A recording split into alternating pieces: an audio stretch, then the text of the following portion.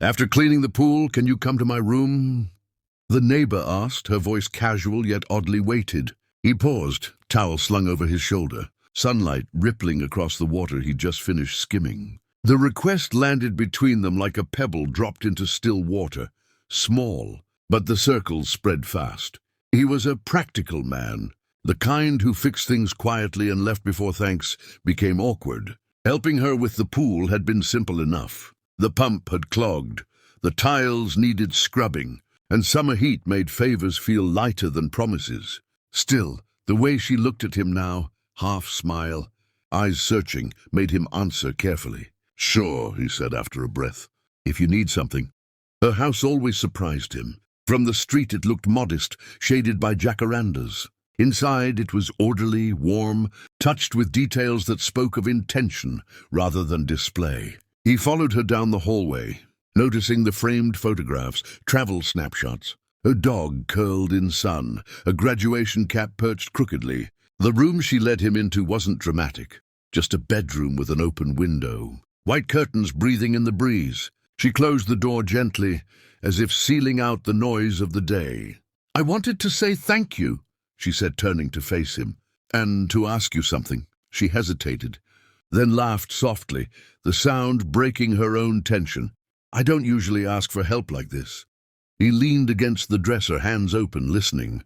The closeness made him aware of small things, the faint scent of chlorine still on his skin, the hum of the ceiling fan, the way her shoulders lifted when she inhaled. Whatever she was about to say mattered to her, and that mattered to him. "It's not about the pool," she admitted. "I'm dealing with a lot right now, decisions, changes." She met his eyes. "You seem steady. I thought maybe you'd understand." He nodded, surprised by a relief he hadn't expected. This wasn't what his imagination had jumped to. "Talk to me," he said. "I'm here." She exhaled, the room easing with her. Words began to spill, about work, about trust, about feeling alone even in a full house. He listened without interrupting, offering only the kind of attention that steadies a person. Somewhere between sentences, something unspoken settled between them, a mutual respect, a curiosity, a promise not of immediacy but of possibility. When she finished, the silence wasn't awkward. It was patient. And in that quiet, both understood that whatever came next would be chosen carefully, with kindness leading the way.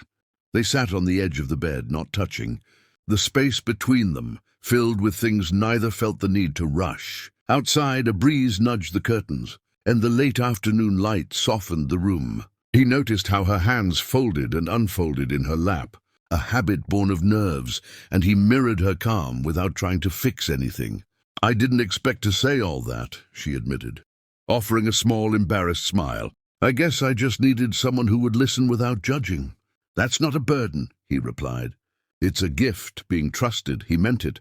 Life had taught him that trust was built in quiet rooms like this, not in grand gestures. She looked at him then, really looked, at the lines earned by responsibility, at the steadiness that came from showing up when needed. "You're different," she said softly. "People usually want something." He shrugged. "I want things to be simple, honest." The words seemed to settle her. She shifted closer, still careful, still asking without speaking. He didn't move away. The closeness wasn't charged with urgency. It was warm, like two people recognizing a shared rhythm. He felt his heartbeat slow, align with the moment. "I'm at a crossroads," she continued. "I've been so focused on proving I can do everything alone that I forgot how to let someone stand beside me." She met his gaze again. "I don't want to cross lines, I just didn't want to be alone today." He considered this, choosing his words as carefully as his actions. "We don't have to decide anything," he said. "We can just be here." "That's enough." She nodded, relief washing over her features.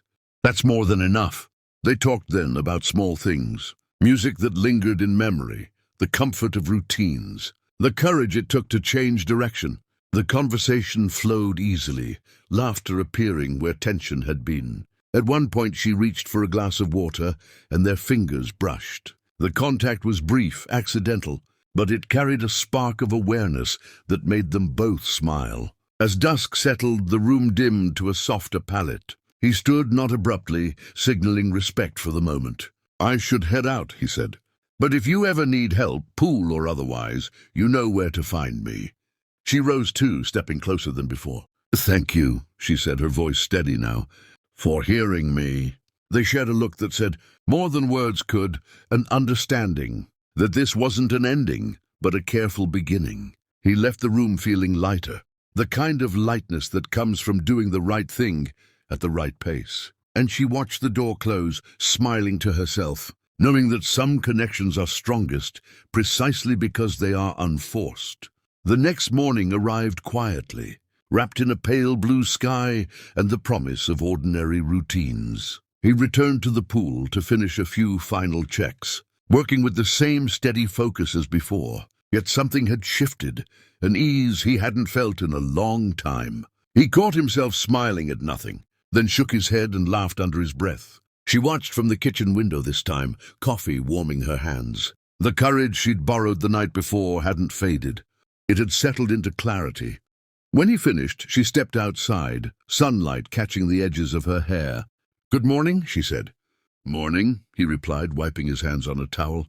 The pause that followed was comfortable, not awkward. "Everything looked good?" "Perfect," she said. Then after a beat, "Would you stay for breakfast?" He hesitated only long enough to be honest with himself. "I'd like that." They sat at the table with simple food and open conversation. She spoke about plans she'd postponed and fears she'd carried too long.